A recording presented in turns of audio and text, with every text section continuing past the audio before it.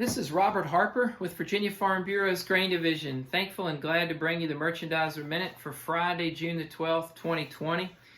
And we really had a lot of market action going on this week, a lot of things economically sensitive to the markets and politically sensitive to the markets have taken place, and you've really seen a difference. We saw a lot of momentum swings this week across different equity markets, currency markets, and commodities. We had the Dow index on fire for a few days this week. We got a great crop conditions report and just really an overall theme for the week of momentum working on the positive side and momentum working on the negative side to bring back in some volatility. Let's take a look at your futures prices in Chicago and how they shook out here at the end of a normal week as far as 5 days of trading, 17 and a half hours a day in Chicago. We had July corn down 3 cents for the week to close at $3.30 a bushel. July soybeans closed up 4 cents a bushel for the week to close at $8.71. And your new crop wheat contract, Chicago wheat, down 15 cents for the week to close at $5.02 a bushel. When we jump over and look on the cattle side, August live cattle down 160 for the week to close at 95.32. And August feeder cattle down 297 for the week to close at 131.10. Thinking about the USDA this week, export inspections, we had a great week for corn with South Korea and Mexico. We had a lot of loadings, inspections there. We had on the flip side of that coin a market year low in inspections this week for soybeans. And we did see an as expected loadings this week report from the USDA for wheat, with the number one destination being China. When you switch a gear over to the sales side, we had a way above expectations on sales for soybeans. We know last week we were getting those flash sales announcements every day. It looks like China has bought about 63 million bushels of soybeans last week. That showed up in this week's export sales report, and we had a normal report within expectations for corn and wheat. The big deal this week from the USDA, apart from that, as well as the crop conditions report, was the June crop report, supply and demand report. And it was pretty much a neutral report across the board. We did see some changes with new crop world wheat stocks. That's partly why we saw wheat futures down this week. Those world wheat stocks were increased above what the trade had expected.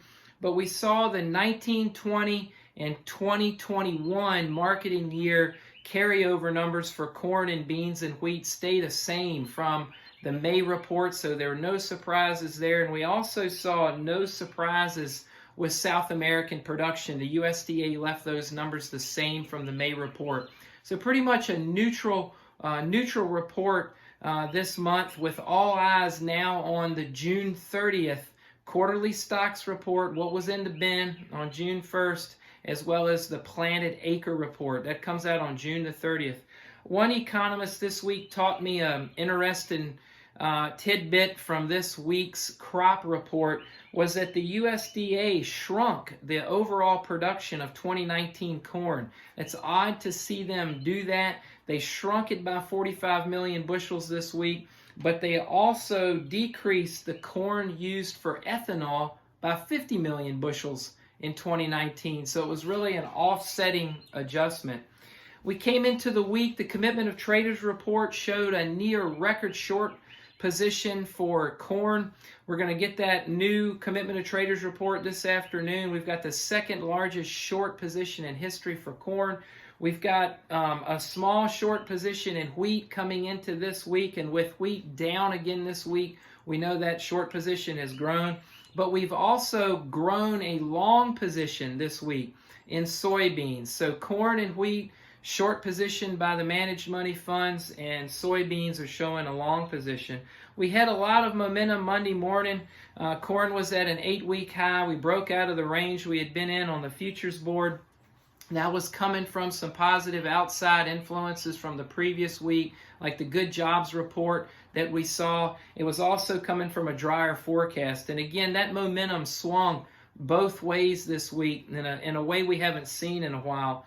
We saw the dollar futures dive this week. That was good. We were hoping for more export sales, but if you look at the chart, the dollar futures index really made a V pattern this week because it has climbed here in the last two sessions. And I came across 4 questions this week I wanted to mention really quickly to you all, the listeners.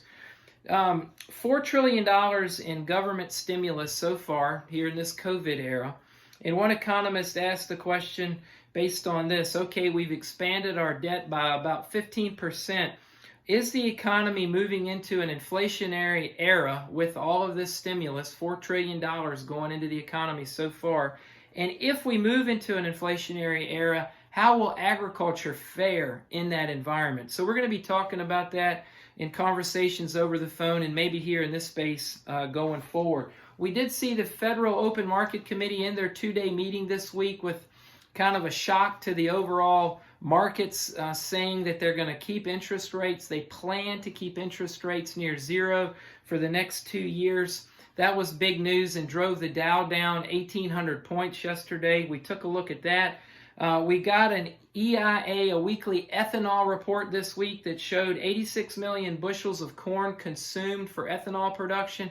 That's up again. That's good, but production jumped 9%. That's a big jump, but we did see stocks down 3%. So a big draw on ethanol stocks, but we had big production this week as well. So next week is going to all be about weather in the Corn Belt. All eyes are on the June 30th quarterly stocks and planted acres report. We're going to be looking for more monetary policy shifts from our government and how protests and different political events are impacting your price.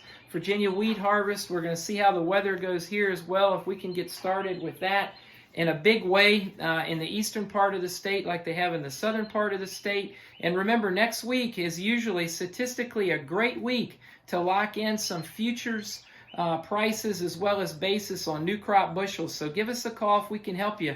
This is Robert at Virginia Farm Bureau's Grain Division.